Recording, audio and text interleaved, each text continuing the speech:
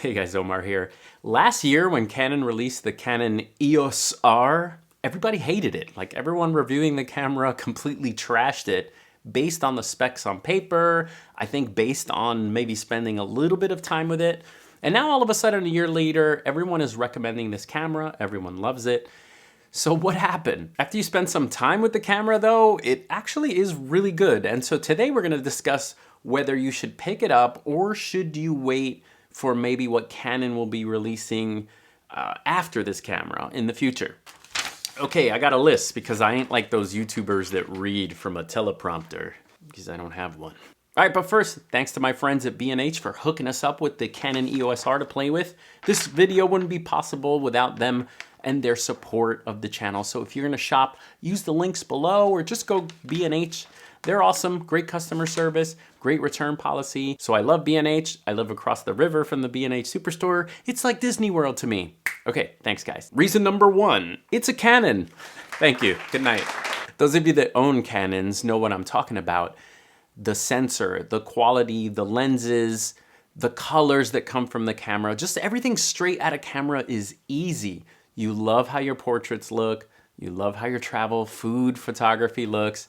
Why mess with another system? So that's the best, that's the number one thing this camera has going for it. It's a damn Canon. After shooting with the camera for a couple of weeks, I was totally impressed with the images, the bocaliciousness of the images, that full frame sort of film look you get from your portraits. Next, it's pretty simple to use. So I always try to remove myself from my gearhead pro loving all kinds of different cameras and try to think of a consumer that would grab this camera. Is it easy to use right out of the box? And it is. The controls are very intuitive. It has a touchscreen that lets you change things on the touchscreen. So anyone starting out, or if you're buying this camera for someone, it's really pretty easy to use compared to some other systems. Sony. Okay, next I put perfect megapixel size. You know, 24 is good. That's all the megapixels you actually need. 24, that's most cameras. And 60, 50, 75 megapixels is complete overkill. Your hard drive just like screams, no! It's the perfect megapixel size, number one, for portraits, so you don't have to retouch all them pimples. And two, for landscapes, you get enough detail in the little, all those little twigs and things you landscape shooters love. And the other thing is file size. Your hard drive won't scream at you. The file sizes are 35, 36 megabytes, gigabytes, trilobyte. It has a great battery. If you're thinking of this versus the RP has a dinkier battery. That means you'll have to buy 2 or 3 if you're traveling on vacation. It has a great flip out screen that is touch flip out screen so you could record yourself. I'm recording this video right now on the EOS R. Canon makes the best touch screens by far. The touch screen is very responsive. It's phone-like. So if you need to touch or change, you can actually dive into the menu and change things. It works great. Touchscreen, fantastic. Build quality is great. It's got weather sealed doors. It feels great in the hand. It feels like a nice, tough little camera.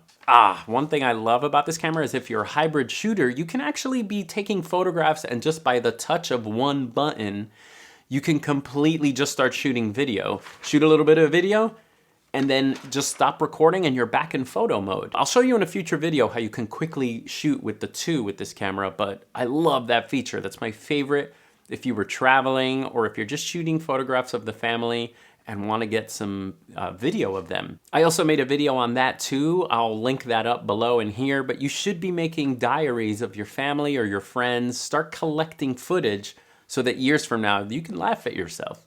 Lenses. This camera has a new mount called the RF mount, and you can put RF lenses on there. Now, currently, the lineup is just being formed by Canon, and what they're doing smartly is they're actually coming out with all the pro lenses first. They're crazy expensive, but I have one here, the 50mm 1.2 that B&H let me play around with. Man, the images you get from I can't even talk. The images you get from the EOS R and the 50mm 1.2 are dreamy and beautiful and bocalicious. So lens-wise, they have not that many lenses right now that are for the consumer level. So if you're starting with this camera, you'll probably have to start out with the 24 to 105 f4, which is a great all-around lens. And so that's something to think about is there's not a lot of lenses that are cheap for this camera right now. What's great is that Canon sells an adapter that's not that expensive where you can use all your old Canon glass, which is fantastic. Okay, the price. Now, when people knock this camera, it was priced at $22 and change, $2,200, and they were comparing it to the Sony a7 III, which was $1,999. And so when you compare the two, this one lost on paper. But now these cameras are more on sale. And if the needs of this camera fit you, it's now $17.99 on sale, and that is the right price for this camera. Even $15.99, I would love to have seen it for that much. But at $17.99, you are getting so much camera for that money that instead of doing a head-to-head and thinking that one camera beats another, if everything in here fits your needs, then it's great. It's fantastic. Don't worry about the other guy having this, that, and the other thing. We'll talk about that in a second. If this camera fits your needs, it's the right price. Has incredible eye and face detection. I'm using it right now, you see, with this 30mm. Right now I have an adapted lens on here, this 35mm f2 from Canon. It's an EF lens, but the camera will track your face. Canon always had great face detection, but they added eye. In my test, it's not as good as the a7 III, no contest, baby. It's pretty dang good. I would stick to faces more than eye. It seems to not see an eye if you turn your head about this much. It doesn't think there's an eye there anymore. They updated the firmware, which I have updated, and it has done better with eye detection, but it's no contest. If eye detection is important to you, Sony wins. Okay, all that sounds good, so you should get it. You should get it. Forget waiting, just get it. See ya. Good night. No, that's the question in this video. Should you wait for the next iteration, maybe the EOS R2? Well, let's talk rumors first and take rumors for what they are. They're just rumors, but sometimes they get things right. And the rumor is that Canon is working on a camera that is 75 megapixels larger and more pro-like. But think about it. If that camera is going to come out, it's going to be over $3,000, $3,500. And so you can ask yourself now, if that really is the next camera, is that what you're waiting for or not really? If you don't need 75 megapixels with lots of files taking up tons of hard drive space, then this could be your camera. So that's the first thing. Second reason you may want to wait or try another camera is if you're more video-centric. If you're more video-centric, then there's better options out there. The Panasonic GH5 does 4K at a higher bit rate. The Fujifilm X-T3 does 4K internally at a higher bit rate, takes great 4K video. The Sony a7 III is a fantastic beast of a video camera. So if you don't care about the Canon look and all that, then other cameras are better. However, if you're just shooting 1080p and you're doing talking head videos like this, or you're shooting 1080p videos of travel, of your family, no one's paying you, then this is a great option. The video looks amazing. And looking through some of my old diaries when I shot all my videos of the family with the 5D Mark II, 5D Mark III, I kind of miss this dreamy sort of film look, 24p, and seeing the kids in 24p with bokeh backgrounds. Okay, some of the things I didn't love on the camera. Number one, the same thing that no one loves on the camera is the implementation of this multifunction bar.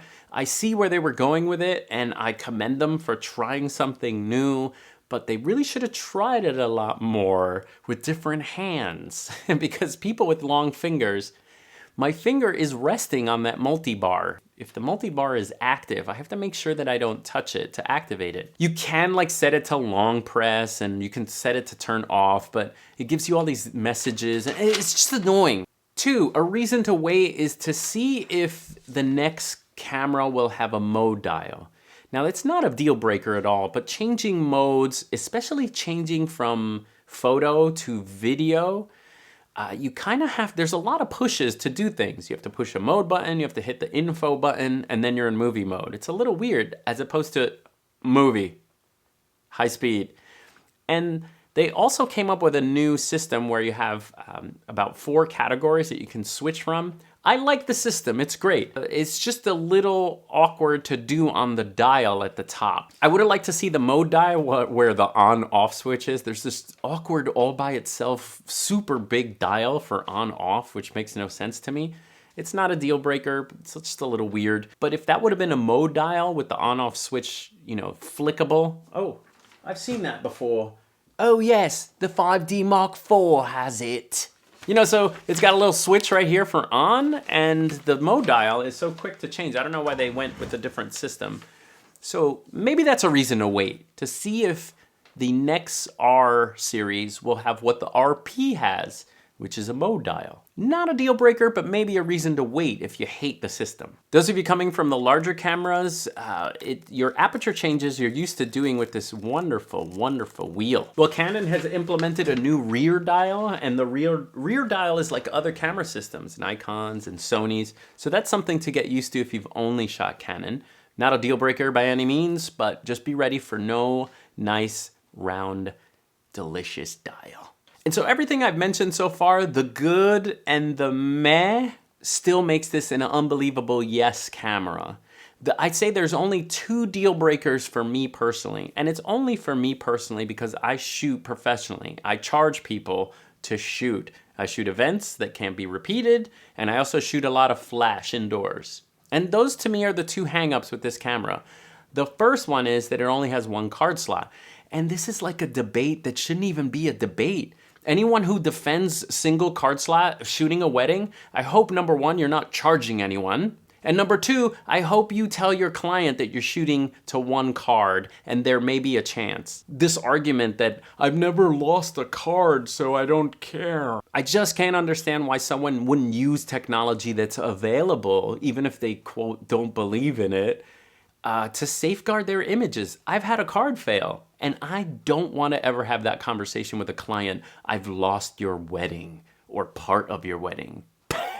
And number 2 is it's a little slow with flash. And so with flash, there's a 2-second-ish delay. So I found that really strange that the preview you'd get is not as quick as a 5D Mark IV or any of the other cameras like Sony. Really quick, you see your image. So the delay is like, bah, 1, 2. It's like a Polaroid coming out, for gosh sakes. And so that's a huge deal breaker for pro work. But as far as if I was gonna buy this, if I have too many cameras, so I'm not gonna buy this.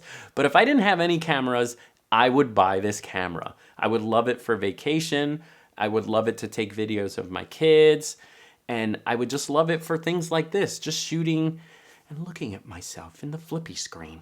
So who should upgrade? I think if you have like an old Rebel camera, a T-series camera, a 50D, a 60D, a 70D, an 80D, I think you guys are safe to upgrade to the mirrorless life. It's fantastic. If you have a 5D Mark III or 5D Mark IV, well, if you have the 5D Mark III, I think it's a good upgrade. If you're thinking of mirrorless and you don't need the flashy thing and you don't need dual card slots, do it.